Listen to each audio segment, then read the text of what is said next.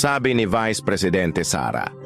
Maaring hindi na makabalik si PRRD at tanggap naman niya ang kapalarang yan. Pero ano ang kasunod? Ang kanyang pangalan ay mauukit sa kasaysayan bilang isang pinunong pinagkanulo ng bansang minsan niyang pinagsilbihan. Ang pangalang Duterte ay mauukit sa mga kalsada. Statwang bato sa bawat gusali. Sa tingin ng kanyang mga kaaway, ang kanyang huling hininga ay tagumpay nila.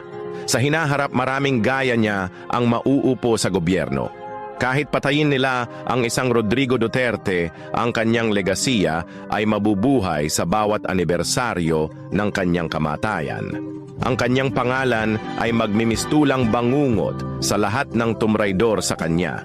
Si PRRD ay mag-8 anyos na ngayon. Nasa dapit hapon na siya ng kanyang buhay.